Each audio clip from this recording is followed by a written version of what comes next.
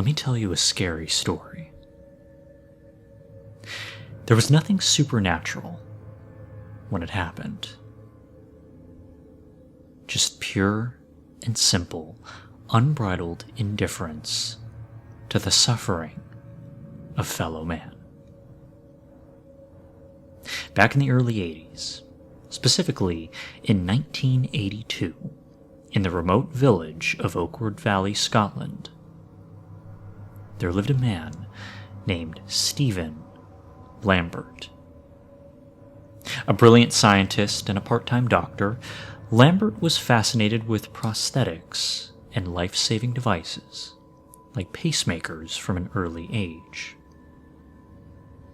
He believed that these modifications made us closer to machines, and therefore superior. In fact, he believed machines had inherent advantages to biological beings, as they could never get old or sick, or even die.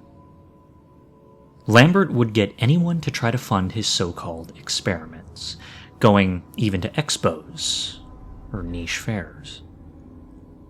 His beliefs were not embraced by the locals.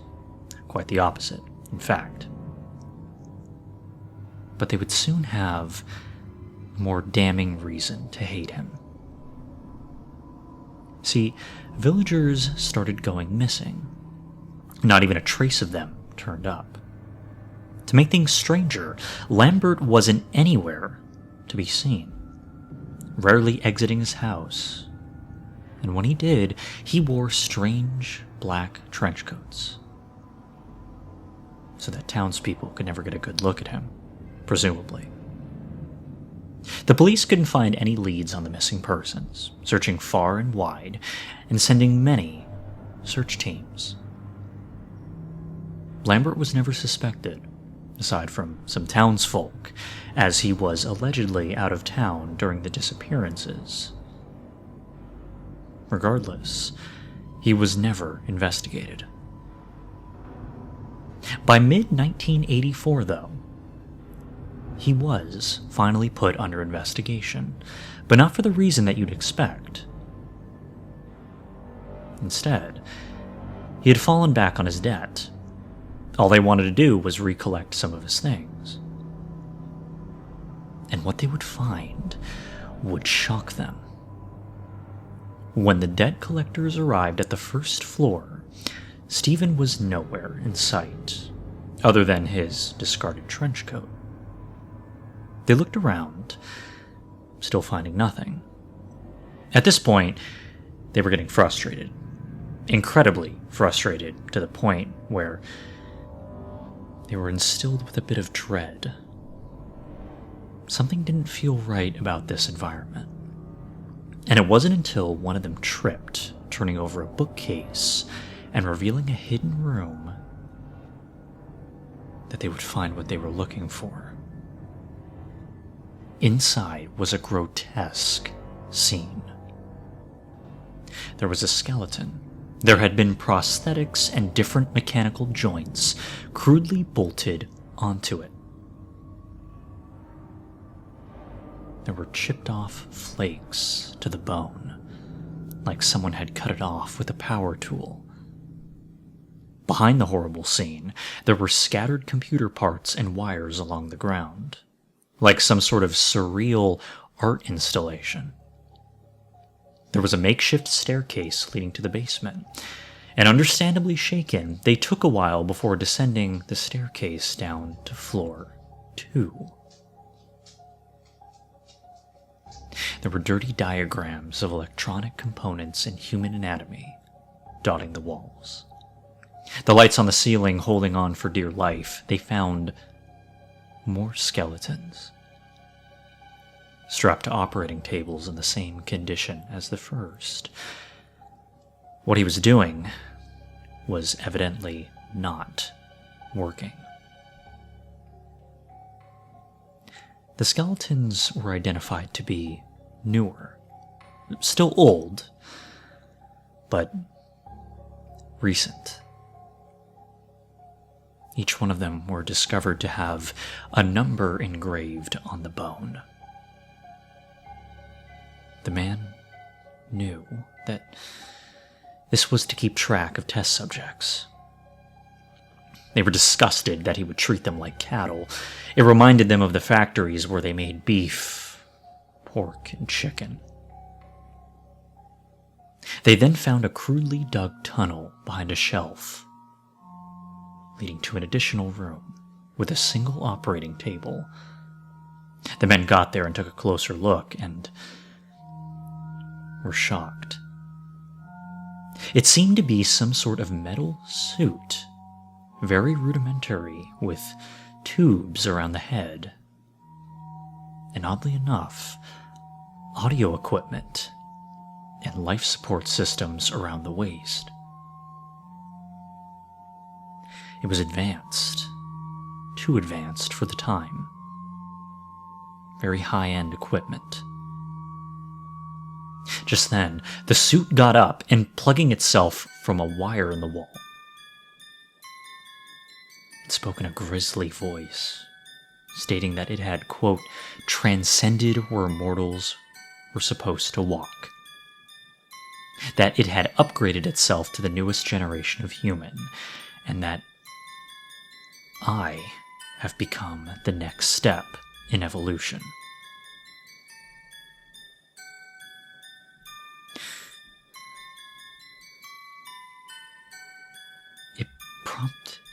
It prompted a question from one of the collectors.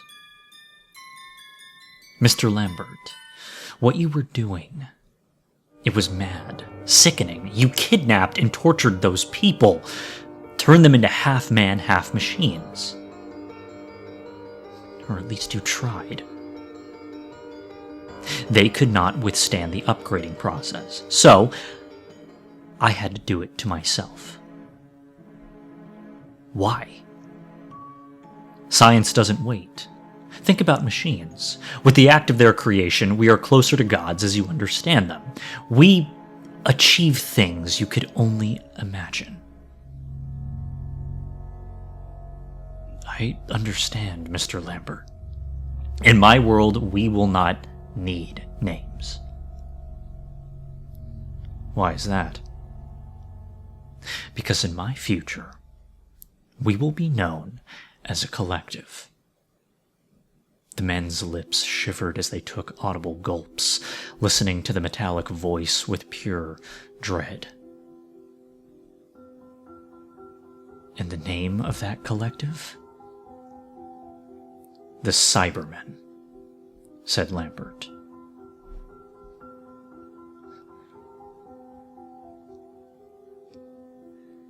They tried to escape.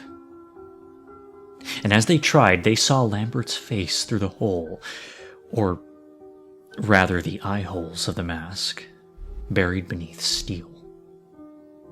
He had been augmenting himself in secret during all of those disappearances, making himself into his own personal, twisted Mona Lisa. The two men could hear the screams of the others as they went back up the stairs and through the bookcase, and out of the house. There they met their salvation, when they found themselves feet away from a strange man in a seasonally inappropriate pinstripe suit exiting police box. He told them to run, and they did as they were told. They ran faster than they ever thought possible and never looked back. Lambert was never recovered. Some think he still roams. Some think he died. It's obvious that the appearance of the pinstripe man the day Lambert's lab was discovered and raided was no coincidence. Out of the two survivors, only one is still alive. The remaining developing PTSD after the incident. He died of cancer 10 years later, though in the interim, he reported still seeing the skeletons in his dreams until the day that he passed. As for the other survivor, well, he's the one telling this. I, myself, have nothing to lose. The Pinstripe Man visits me every night. He never ages, but sometimes he looks different. Sometimes it's a blue suit. Sometimes he's completely different, like an old man or a woman, but I know it's always the Pinstripe Man. They just stare at me until I fall asleep, doing a shushing motion. I couldn't keep it in any longer after finding out that I, myself, have cancer as well. I've had a lot to think about. I mean, my kids died young. I'm single at age 80. I have to deal with the Pinstripe Man. I decided, if anything, that I need to release my own weight off my chest. I've been through family photos. There's always something off about all of them. Something they all share. A familiar Pinstripe Man in the background.